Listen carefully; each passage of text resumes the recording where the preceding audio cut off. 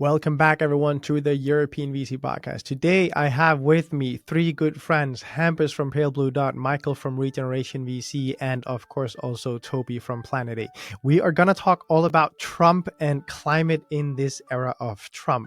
We actually end up talking a lot more about the state of the European market and what we can do from here, why it's important to look to the east as well as to the west, why the European landscape is actually quite well positioned for a better future, and how the narrative is the main thing that's going to be changed given this new election of Trump, rather than anything substantial in the climate space. So everyone, I hope you enjoyed this episode as much as I did making it. These guys are incredible. This was their finest hour. Tear down this wall. It's more than just an alliance. This is a union of values. Let's start acting. This show is not investment advice, and the hosts of this episode may be invested in the funds and companies featured. Toby, Michael, Hampus, welcome to the European VC podcast. I was about to say for all of you once more, but Toby, it's your first time. We've only had two of your colleagues on before, so great to finally have you on. Thank you for having me. So maybe before we dive directly into it, there are still people that might not know exactly who the three of you are. So just maybe describe your vantage point a little bit. I just heard, full disclaimer, I just heard that Denmark, in all of the world, Denmark is the country that scores the highest adversity to Mr. Trump. I'm actually not one of those guys. I'm not that anti. I will get into that a little bit throughout this conversation. I think it's dangerous disclosure here on this podcast.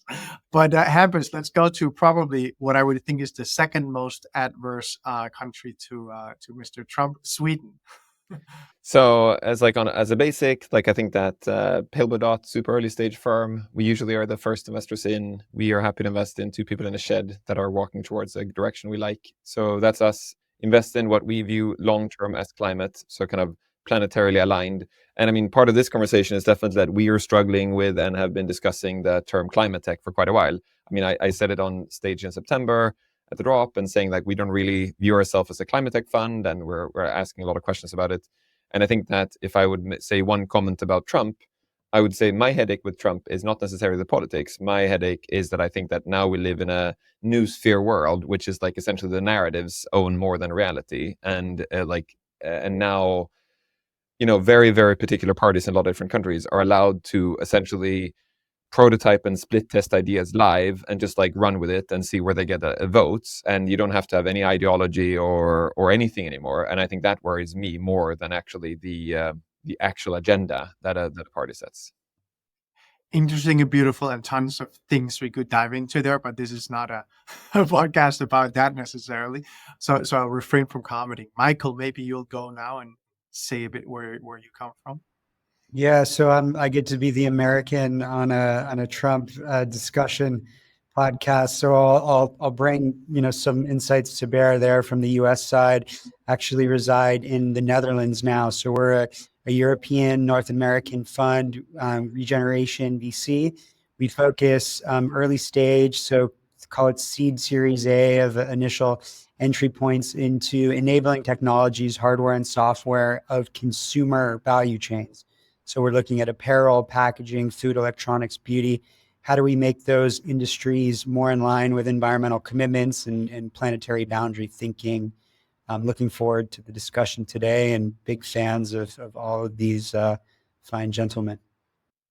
Thank you, Michael. Toby, tell us about yourself. I'll have to say the same thing, actually. I'm big fans of the other two and their funds. So what can I add that is maybe different from what those two are doing? Planet A, also German-based green tech fund, early stage hardware as well as software. We often come in when Hampus is already in or align with him. I haven't done so with Michael, but that's in the planning. We have maybe one differentiator because we have our own science team on board calculating life cycle assessments. So we want to quantify the environmental impact, and once there's scalable impact environmental wise and a scalable business model, that's our sweet spot, and that's where we come in then. So apart from that, pretty much aligned with the things that the other two said. So, gentlemen, when I decided that I wanted to do an episode on this topic, it's obviously both on the back of a ton of people asking me, so what do you think is the implications for Europe, and especially a lot of people reaching out when it came to climate. I've got to try and kind of divide this conversation into different subtopics to make it a bit more accessible for us. But if we just do a very quick reactions, like overall, are you seeing this impacting the election of Trump and the direction that we're all expecting the U.S. to take when it comes to climate, the climate agenda? Are you expecting this to have severe impacts, or is it actually not as bad as people think? I think it's going to have impact in the fact that I think we're going to go back to freedom fries level of nomenclature, where we can't talk about climate change. For those that you missed, like, remember the Iraqi war when France didn't liaise with the US, and in Pentagon they couldn't serve French fries, but they had to serve freedom fries. I think that's the level we're going to be at. I think they're no longer going to be called greenhouse gases in the US. Like, we can't talk about carbon capture. It's all the agenda is going to be like how we compete with China. If China is going to make great a big agenda, which I think they are, then US will make it because they need AI sovereignty. So I think it's going to be a lot of like communication and narratives, but I think that it's not going to be that big of a divergence from the core agenda. So my guess is 60% is going to be the same, but there's going to be a lot of fluff around it. Yeah, so I'll jump in on kind of a U.S. context. I would agree with Hampus that there's going to be recoding of words, recategorization, a move from, I think, our industry to normalize, again, in the U.S. context of whether it's climate or whatever it is, that it's just profitable and good business and things like that. I think you're seeing a lot of VCs in our category talk that way. I think one thing's clear: you can expect change and uncertainty, instability from the US standpoint for the next 4 years. It's going to be very hard to predict. The crew that you're seeing come in that may or may not be confirmed through Senate will be a different group that'll be with this administration towards the next 3-4 years. I think, again, sadly, the U.S. is proving it's not a reliable partner in terms of long-term collaborative agreements and critical things like the climate crisis that require global cooperation to really enable and handle things. So it is choppy, and it creates a lot of uncertainty for what we've been pushing for. I think a lot of us have been pushing for, and those are the facts. It's not to say that there won't be good business to do. It's not to say there won't be great investments and things like that. But global cooperation is changing to a much more de-global focus for the immediate term. Not to repeat too much, and maybe just to add on the point of uncertainty, I think how much impact it's going to have, we will still see. I think there's definitely going to be some impact, but what they are going to do exactly under Trump is not 100% clear, I think, at the moment. So I agree with the uncertainty also going forward, but I also agree that not everything is at stake. So I believe that a couple of things, unwinding everything that has been there or rewinding everything that has been pushed forward by Biden will not happen. So I think parts of the IRA even have interest in, states of the US that are very Trump pro. So I believe that there's things going to stay the same, but things are going to change. And a taste of that we have heard already, be it wind energy or alikes, that Trump obviously will focus on either stopping, hindering, or supporting oil and gas. So those kind of things, that's something we can deal with already now, I guess. But other than that, I think it still has to prove out what is going to happen exactly. And I think on that, I think for people who are not in the already renamed labels, I mean, IRA is the Inflation Reduction Act. It is not a climate act. And the majority of it should go to red states for creating jobs.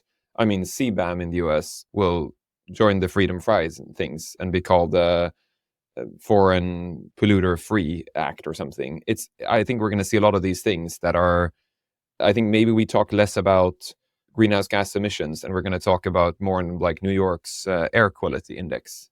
I think a lot of these things are just going to be renamed and created and recreated. And at the same time, if you look, I mean, you look out the window and look at the news, I mean, AI needs an enormous amount of baseload power. So there's going to be enormous investments in nuclear. There's going to be enormous investments in grid. There's going to be enormous investments in battery tech. All these are needed if the US is at all serious about what they're talking about in their AI agenda. So I think that it's like, climate isn't, I would say a majority of the companies today being funded in what we all call climate tech, or called climate tech years ago, has, like, to more than 80% degree, a business goal which is not a climate goal when they started the company. Like, they of course they want to remove emissions, but that's not why the customers are buying. Hampus, I'd love to double click on what you just said in the end at this point, that the portfolio companies are not leading, so to say, with the climate agenda or with the impact agenda, but they're leading with the value add agenda, so to say. Whatever is the value proposition that they're selling to customers, it is not first and foremost climate or impact. It's first and foremost that they're solving a business critical problem.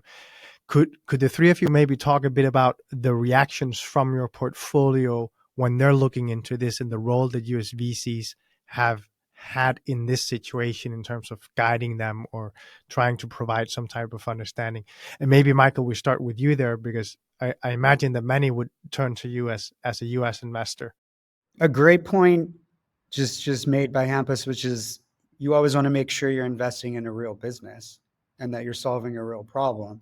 And this is part of our America bias. I would say it's like hard coded into us. We can't just invest into philanthropic missions. That's been baked into how we think. So we always look for commercial proof points. We're investing with big corporates, and they're taking offtake. They're customers of things that we see. So whereas Hampus can come in really early with the guys in the shed, we really want to see a little bit more like proof point and make sure that they've gotten something to market. I will say, it was dubbed the Inflation Reduction Act, and had the Biden administration made a real play to focus on inflation, ironically, that was the deciding factor of where Americans predominantly voted from. And yes, a lot of that was the IRA was very thoughtfully structured to address red states and jobs in red states. That said, the new Department of Governmental Efficiency, we're going to hear a lot of that. And this word efficiency, get ready for a lot of that word. That you've got this gentleman, Vivek Ramaswamy, right? I would never say his name right, who's really gone on an attack on the IRA, and how much of that he's going to, really go after is to be determined, especially attacking these kind of 11th hour grants that the Biden administration has been making. There is about 40 billion right now in conditional commitments that is sitting out. So you have like 2 billion at Redwood. You've got almost 5 billion at Invenergy. You've got almost 6.5 billion plus at Rivian. Stellantis and Samsung have a $7.5 billion deal that are hanging right now in the difference. And the loans program is a really brilliant and well constructed structure, but it's a bureaucratic process. It takes a long time, and there will be some things that potentially get lost in the middle. And I think you'll also see a lot of lawsuits related to this, which is unfortunate. Let's say you've got the agreement from the DOE on this, and then this new administration comes and tries to rescind, and you're caught in betwixt and between billions of dollars spinning around. You're going to see some pain in here and some potential losers. So it's concerning. And also, to Hampus's point, and we can get into this more later, there are areas that are definitely advantaged and could be, in the wake of getting some of the monies that's being, recoded or reallocated from the Inflation Reduction Act into areas like nuclear or, other geothermal drilling. Drill baby drill could also mean other things than just oil and gas. So it's a really, really complicated time.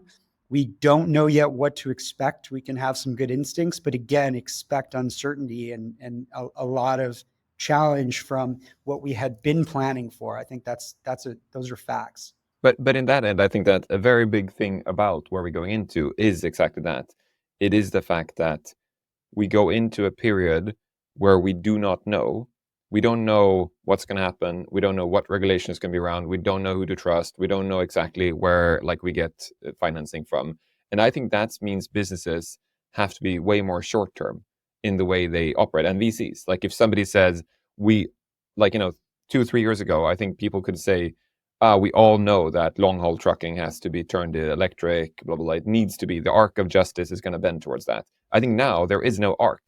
We don't know 6 months, 12 months, 18 months. I think everybody will have to ask, hey, will this make something work better now, very short term? And I think sometimes it's good. I think sometimes that efficiency would be great because we're pushing towards, more urgent agendas maybe. But I think sometimes it's going to be ridiculous because that means that it's very hard to do long-term planning for anybody. So I think if you run a business that needs a sunny, friendly neighborhood that that you can keep your door unlocked, metaphorically, no, we're not that. We're going into the dark forest right now. We're going into a period where you don't know who to trust and you can't shout in space because then other alien nations can kill you.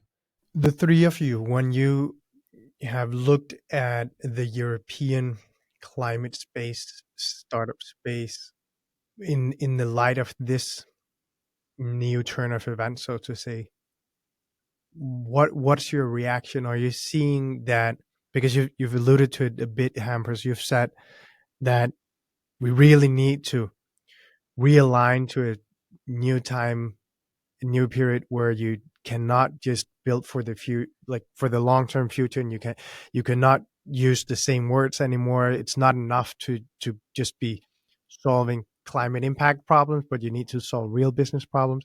I guess there's in there also a critique that we have had startups that have been building with that other mindset, and we've also had investors that have been investing with that other mindset. Can you talk a bit to where you think we stand? Because it's obviously very prescient for all of us that Northvolt has just turned sour.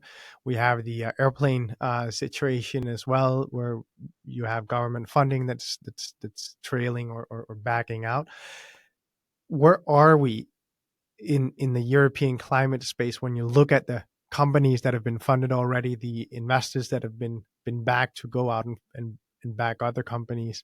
I mean, I can comment on one thing, which I think is I think geopolitically I find super fascinating, which when people are saying the US leads in innovation and venture and Europe leads in regulation, and the classical mocking, and we all think it's really entertaining, and we all look at the people who are drinking and they got a cap in their nose. There's one power we're not talking about, which is heavily regulated and moving really fast with that, and that is the Chinese economy. And I think that people really fail to see that China the last 10 years went from thinking that their big focus areas were textile, furnitures, and home appliances, which they now own a lot of, right? They moved to the China New 3, which are solar cells, batteries, and electric vehicles. And China now produces 80% of all the solar cells, 60% of all the lithium-ion batteries, 60% of all the electric vehicles. China has made it super, super, super clear that those are not the only agendas. The other agendas are grid, hydrogen, and carbon capture and storage. And I mean, these are agendas that if they were presented in Europe, we would all be oh, heavy-handed European government is plowing money in this and illegalizing that and this. But if you're looking at what's happening now, is that I think Chinese manufacturers on EVs are the biggest ones. And if you go back 10 years ago, China was not even on the map as an EV producer, right? So I think that there are a lot of Europeans who I think should look more and ask more. Is there stuff we can copy from how China has implemented things? Or is China always evil in the current very Americanized news for agenda we're in? So I think it's really fascinating to see these geopolitical things also being an inspiration. It's a super interesting point, and I definitely want to hear from Toby in the German context. I think there's a big question mark right now in Europe. What is Europe's role as an economy? Where is the future of Europe? And in terms of this discussion, it's an area I would say of extreme edge where Europe has been investing in innovation, has some of the best breakthroughs in, call it climate tech or whatever we want to recode towards, real leadership in Germany, in throughout the continent, and in the UK certainly, has government entities set up to advance technology, has sovereign funds, has programs. Are they perfect? Could you say, are they big enough? This, that, and the other. They have been set up to graduate technologies and to make success. And what you just highlighted about China is spot on, right? Like, I think last month, half the cars in the world sold were Chinese EVs. And they're crushing, and they control now a materials chain of where these raw materials are coming from through to the end product. And they're very hard to compete with. That was not done on highly profitable short-term thinking. That was done on multi-decade planning strategy. The US outsourced production to effectively China. It became the world's factory. And they were very smart about how they're doing things, right? And the last 15 years, China's put in $231 billion into EV subsidies. Last year alone, China put in $809 million for cattle. And they did it strategically, right? They gave different cities, different car companies contracts. They did it with procurement. And so what I hope for Europe is not to follow the US's deglobal playbook to say, how do we get more national? How do we only do it for ourselves? But to use the edge of the different markets, of the different nuances, but to work collaboratively. If Europe can stay that course and learn more from the China playbook, there's no reason why this can't be a future part of the European agenda when the US is clearly going to fall out and start competing heavily with itself and everyone else. There is a place and space for it.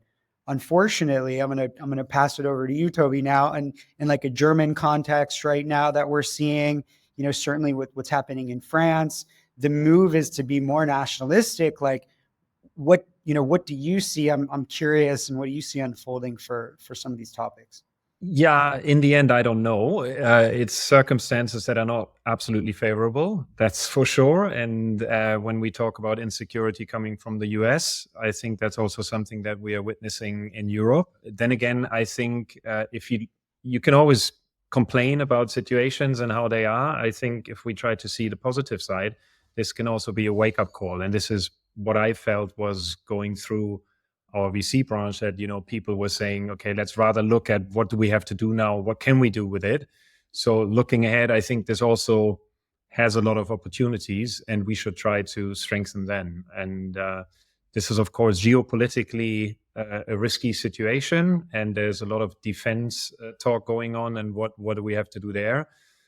So talking about Europe, being stronger, that also has a factor in it, I think. But also looking at the green tech chances and opportunities, it is what both of you already said, right? But this is something that we anyways knew from the start. You cannot rely on regulation fully with a business model that will probably hunt you down sooner or later. It's nice if this is happening and supporting it, but it has to be a business that functions. So green premiums are not going to be paid, especially not now. People are looking at their wallet, and you have to have solutions that really make a difference but are economically feasible and make sense, and then they happen to be sustainable.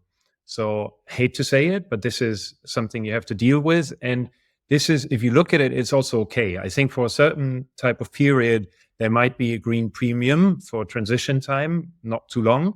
But other than that, this is not what you should rely on, and it's not going to happen. This is something that we can deal with, right? This is what we know now. And then developing solutions, as both of you said, that make sense and that help transition something into the right direction.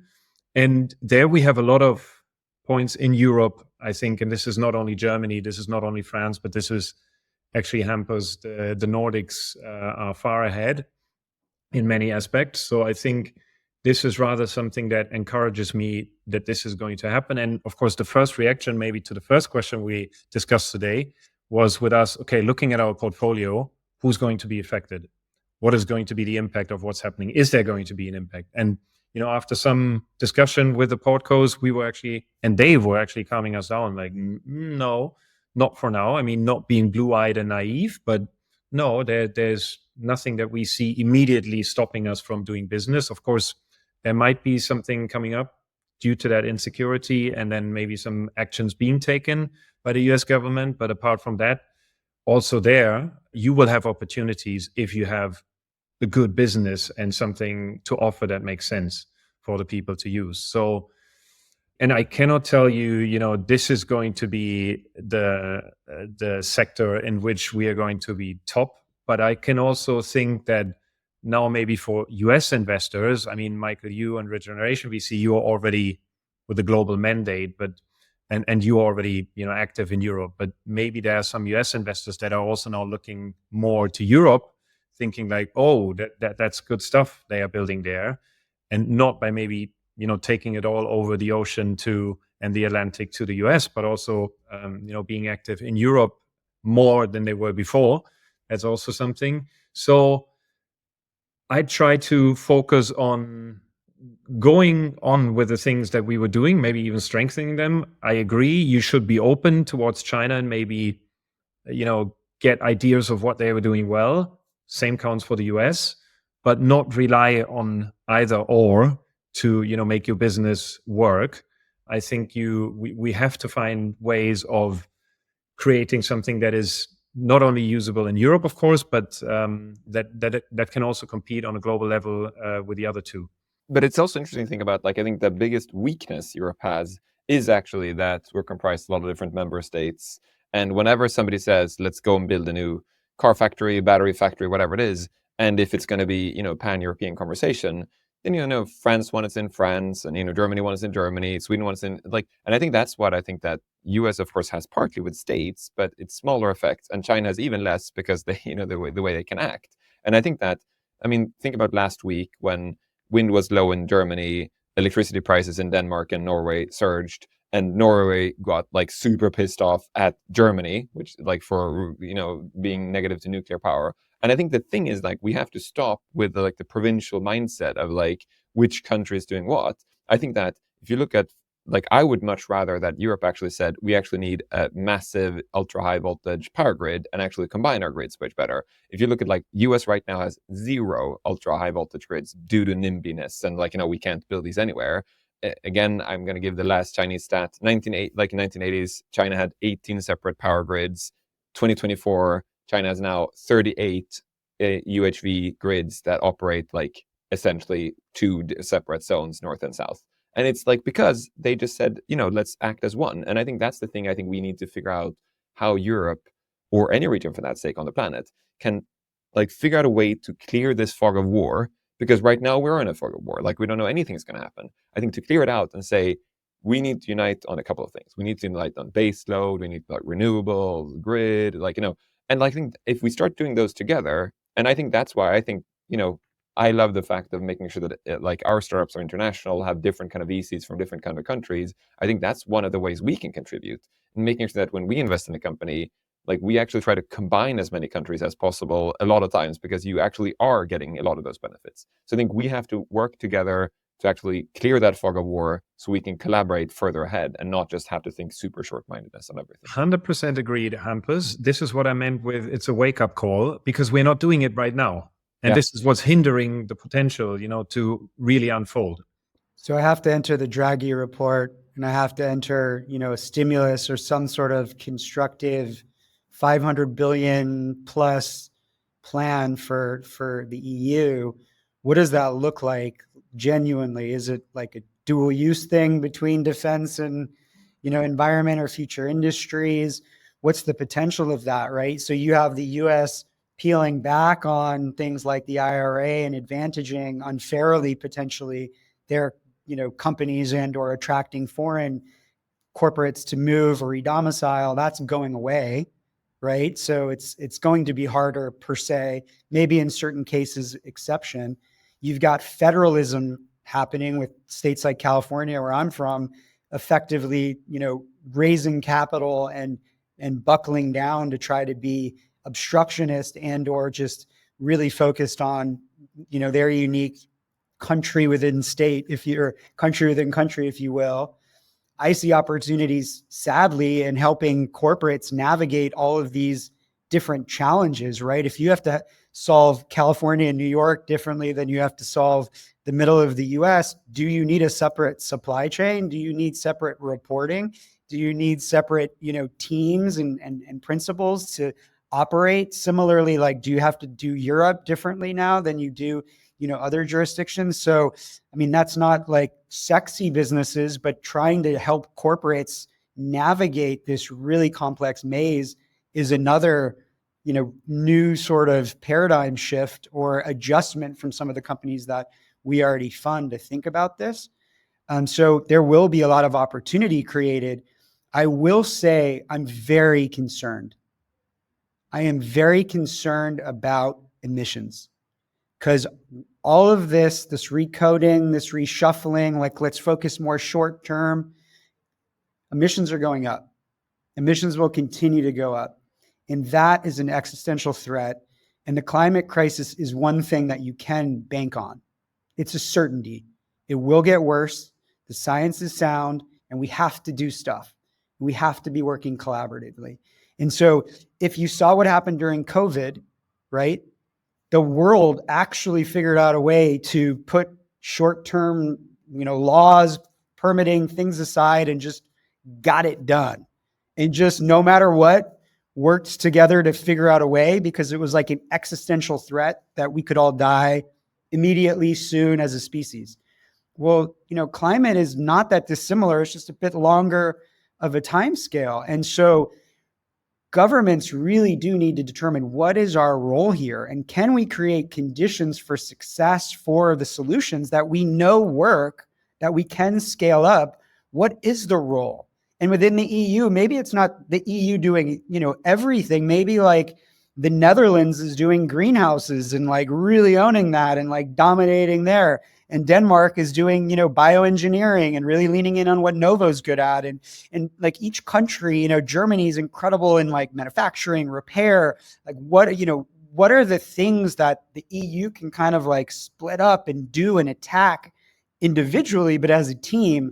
That gets me energized. And I think there are roles, and a unique role for the EU to play right now at a time when other governments are backing off. And I hope that the EU doesn't, fall to this deglobal set of thinking, which is it's definitely in the pendulum swing right now of possibility. I totally agree. And I mean, Sweden will handle the cardamom buns. We're happy to take that on.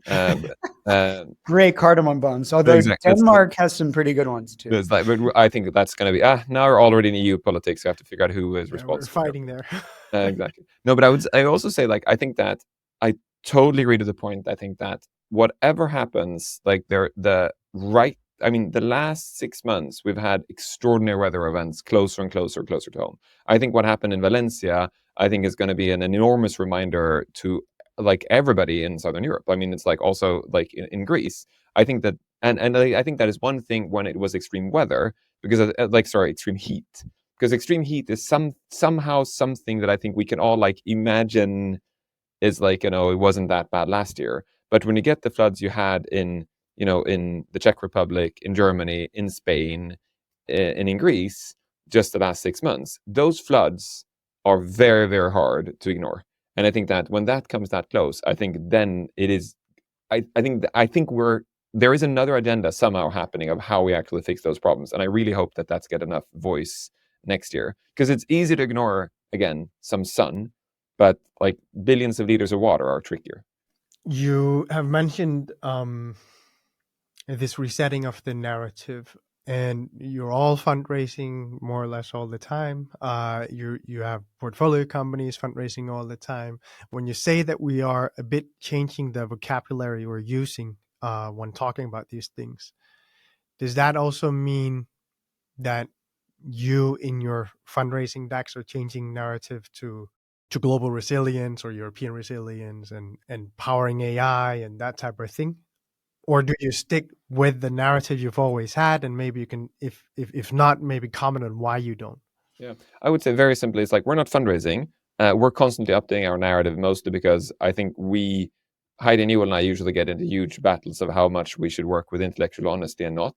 And I think we're all different on the autist, ADHD spectrum on this. So I think we just get huge discussions and fights internally when we feel like we're actually not doing what we're saying we're doing. And then we have to either course correct on what we're doing, or we have to change what we're saying. So, I mean, we have said quite a lot of times the last months, like, we just have to stop talking about this way. We have to change how we talk about it. And for us, there was a crazy wake-up call actually in 2020, which is pretty, like, it's so strange this long time ago. One of the first three, we invested in 3 companies the same day when we started the fund, and one of them was Patch. Patch is a marketplace for carbon emissions, like it's for carbon offsets and reduction. So like it's an obvious like a capital C climate tech company in a way. We had an event at the end of that year when Aaron and Brennan, the 2 founders, they talked about how they did their fundraise. They had like a super stellar fundraise very quickly, like an Andreas and Horowitz, blah blah blah. The main thing they told the rest of the founders were that Brennan had removed all of the quote unquote forest fire slides. He really said, like, we're building a marketplace. We believe carbon is a huge commodity, and removed all slides that really talked about climate change. And for us, this was crazy because we sat there listening to one of the companies that we felt are so capital C carbon and climate to talk about the fact that if you come into a meeting and talk and preach climate, the problem is like either you're preaching to somebody who is already in, and they're just gonna be like, great, you're talking about this, that's amazing, yeah, we know. Or you're talking to a fund who's a partisan on the other side in the US, who's just gonna say, I don't believe in these people, can you get them out of the room? So it's one of those things that I think that, I remember that call, and I remember how we were just sitting there blinking and thinking, damn, that was crass. And I think I'm really happy that it happened to us that early, because we have been talking about that a lot since with many of our companies, to talk about, like, if you're working with climate risk, well, to Michael's point, figure out which corporate is risking losing tons of money because of climate risk. Because like otherwise, like, nobody cares about floods in 100 years. So they have to figure out who cares about, their balance sheet next year.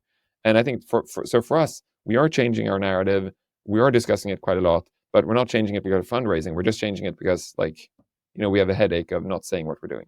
I think you constantly have to, question your narrative. Just because things are changing out there, this is what happens. But it doesn't, this election didn't affect us in a way that we said, now we have to change everything, also what we do. And so that was not the case. But of course, we are questioning, is that still valid, what we are saying there? We came to the conclusion that our approach is absolutely still valid and needed. So that's, the firm things that you can rely on. But then, of course, as Hampus said, what you're telling depends also whom are you talking to. You can tell somebody like the insurance companies, maybe a slightly different story than KfW in Germany, which is, the state-owned investment bank. So those kind of things, because they have different, I don't know, what's the plural of focuses, foci. So that's, that maybe differs, but the core remains the same. So I think you have to be agile with what you say, and depending on whom you're talking to, and of course depending on what's happening outside, also to not completely talk past what is actually happening in reality. But other than that, I think it's not needed now to completely change your narrative to everything because of what happened in the past 2 months. And from a regeneration standpoint, we focus on the circular economy, and waste has always been something that we've gone after. And sadly, it has not been a prioritized topic. It's gotten discussion in Europe. You hear about it in the US. You almost hear nothing about the circular economy. Most people don't even know what we're talking about. They're like, oh, I think that's recycling, right? It's like, yeah, but it's a lot more than that, right? And we've talked about this already, Andreas, on the show in terms of how we focus on it. In the Department of Governmental Efficiency, I mean, their job is to get rid of waste.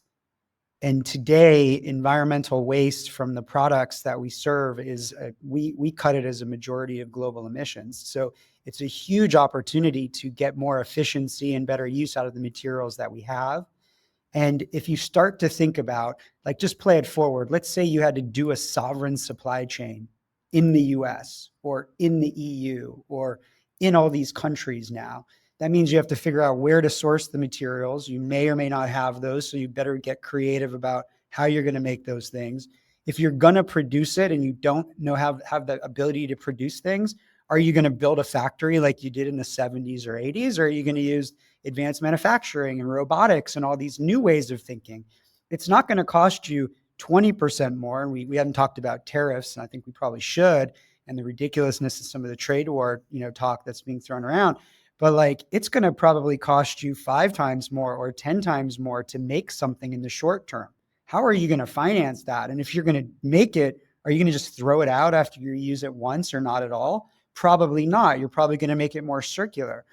So I think we are highly benefited by this deglobal talk, not in a way that I'm excited about and hopeful for the future in terms of really addressing emissions, but from our business case, it's helping, and it's definitely gotten renewed interest in the US following the elections of people coming back and saying, oh, you've been talking about some of these things for years. Now it's like, let's hear about it. But I think if we're being honest, there is very little about the private markets that is exciting to LPs at the current moment. And I'm not talking about climate tech. I'm talking about the private markets. And until we had Service Titan happen this last week, and that was a really good pop of an IPO.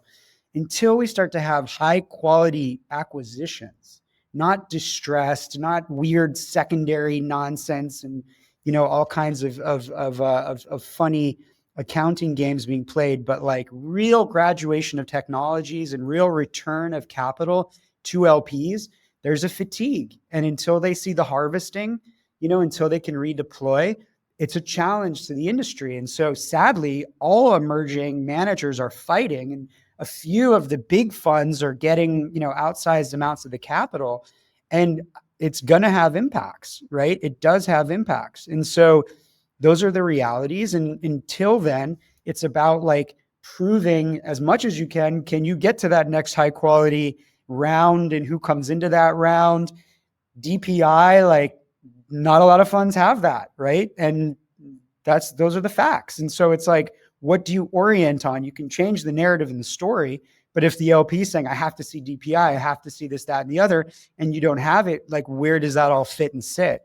We don't fundamentally believe that in early stage venture happens quickly. Like this isn't a trader's game, right? We're not like in out in a few weeks, months. Like this is a multi-year thing. And typically great returns come later in fund cycles. And a lot of us are, we're 4 years in on our first fund, and we're just embarking on our second fund. So, it is in the future. And so we have that choppiness of having to address the moment, but also thinking also long-term. So to Toby's point, it's not simple to just go out with one set of messaging points to everyone you're speaking to. And to Hampus's point, like it is a constant thought process and checking yourself and making sure, like, are we aligned with what we're trying to do? Are we deploying capital thoughtfully? And are we like helping our companies get to optimal succession points and, serving as a good steward of our LP capital? But it's also, remember that it's like, I think when all of us went out and raised our funds, I think none of us raised the fund on, we ought to do this, all of us, like, please pledge us the capital and we'll deploy it to, save the planet and suck down all the carbon. I think what I think has become so much clearer the last 3, 4, 5, 6 years, depending on the fund age we're in, is the fact that climate is one of humanity's largest problems ever, which means that we need all of the best product management tools and project planning tools and solutions and everything. And I think that does not go away. Like, and as like we see it more and more. So I think it's probably easier and easier to go out and raise a fund with a theme of, we're looking to solve the biggest problem on the planet. And I think it's really fascinating to think about if you go out and raise an AI fund, you essentially go out and say, I don't know what problem we're looking to solve at all, by the way, but I know a solution. And the same with the crypto funds that raised. Like, I don't know which problem it is, and nobody still does, but I have a solution of how things are linked to each other. Shot below the belt on AI funds, it's like, how close is your connection to Sam Altman? His cousin or his brother or like some other thing. It's like the edge in that space, like, oh, we've got the smartest guy in this pocket of this type of AI. Maybe it's worth, a ton. Like, of course it's an important trend. It's critical, and we think about it, and and so on and so forth. But with the climate crisis now, you've got really, as Hampus is saying, like define goals of where we want to be. We know where we are, and so navigating from here to there has an extreme value in multi-billion, multi-trillion-dollar industries, right? And it's up to us to find, to Toby's point, profitable ways to do it. And I think that's like actually one of the ways, which I think is also interesting to think about. I mean, 5 years ago, there were not that lot of climate funds, and now there are a lot of climate funds. I think there's a very good point in that, should we actually not rename, relabel, but actually, should we talk more about circularity? Should we talk more about reindustrialization? Should we talk more about grid safety and less about capital C climate? And I think that's a great conversation to actually start to discuss. Because when people say, what do you invest in? We say, we invest in climate. Well, that is not a solution. That is a problem. So I think that like there is a need to actually start talking about like how you solve a problem. Michael, before you mentioned tariffs, and I'm so split between whether we should go to tariffs as a topic, or we should go to almost a continuation of the topic we just had, because I do think that there's a lot of talk around what does Lilium and Northvolt mean for our ecosystem, especially for the climate ecosystem. Just this morning I read, and you never see this in normal Danish media, mainstream media. I saw the ATP, the head of the big pension fund, come out, who had invested billions of Danish kroner, so 500 million ish, into Northvolt, and now they're saying, we probably have to review how we're thinking about things and how we're doing things. So I almost feel like we have to address that with the three of you here, because you are some of the leading investors in climate, and the blow up of Lilium and Northvolt is something that makes many people look at the European climate sector and say, what's going to happen from here? Well, what does it mean? It's a difficult one, especially Lilium. There was a lot of discussion going on. I don't know, maybe I'm seeing it too simple, but I think where you try things, also things go wrong. And this is, overall what can always happen. And I'd always encourage people to try more and keep on trying. Of course, this happened at a time where there's a lot of question marks, as we already discussed, going around. And then especially keeping the label of clean tech or green tech or climate. This is, of course, something that didn't really help. But then again, I think there's no other way. I mean, what could we do out of that? We could now say, let's not do it in Europe.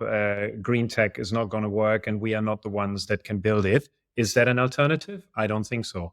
So I'd say we have to learn out of those things what went wrong. And this is, of course, then if there are overarching things, like also Germany backing Northvolt, big time and stuff like that. So if there are things that you can derive from that as a learning, and then in the future we're going to apply it differently, but we are going to apply and support, big deals with money. I think that's the right way to look at it. The wrong way would be, now the green tech generally, let's keep our feet still for some time and see how that develops. I think that's definitely not an alternative. I totally agree, Toby. I totally agree. I think one of the headaches is that when something goes bad, it gets 1,000 times attention than when it goes well, right? Like nobody, like who would write an article about like Tesla wouldn't have survived if the US didn't do a huge subsidy? Like, I mean, that was one article, and then people ignored it, and then people hated how Elon Musk figured out the whole thing.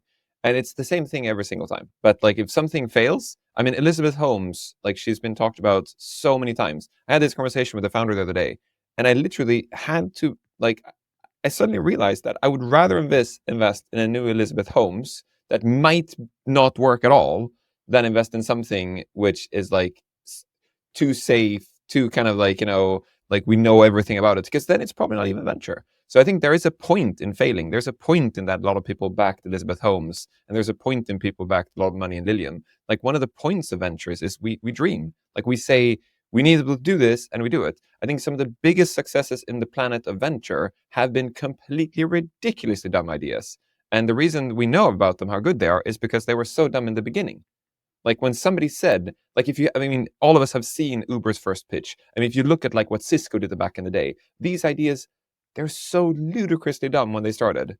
And that's why they're the crazy DPIs. So I actually think I'm really, really, really afraid that the Liliums and the Northvolts and these of that we've seen means that people will use this as some kind of pattern recognition to say, oh, there will be no money going into these things, without then having to look at so many things that have been funded and successfully really worked.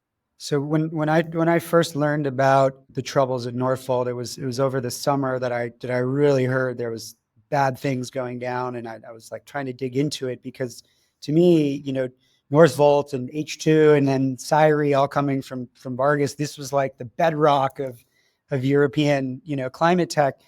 And my first thought was, oh shit, this could be the Solyndra of Europe. Solyndra being the US company that Obama, really used, and it was basically the downfall of clean tech, the first wave of our industry, our first big movement, you could say. I really hope that Europe continues to take big bets and big shots, and that own it. There were some misses, there was some fuck ups, like own it, move on, and keep shooting big. It was, Hampus, you said earlier that Europe's known for regulation. I think that is true. I think that's an edge, because Europe knows how to write better playbooks and rule books. And if you can build and fit technologies into it, you're going to see a lot of US funds moving away from the SFDR kind of frameworks and just kind of like making their own way these next few years. We're more interested, I can tell you, as at Regeneration, for the European way of doing this, doing impact and doing this in the right way and with the right intention and the right design and setting up a graduation of success in these frameworks. We're not moving away from it. We're going to lean into it. We want to learn from it. We want to graduate this and learn from these mistakes and do it better. So I hope that it's a yes and in Europe around innovation and investment, that you don't step away from regulation. It's like, let's be a free for all and let's get crazy, but like, let's not be afraid to back big things that we think are necessary. So that's a hope for this next wave at the Commission. Yeah, I also wanted to just add that my thinking when I've been looking at those two companies has been, we're basically seeing a big critique of venture for being venture. Yeah.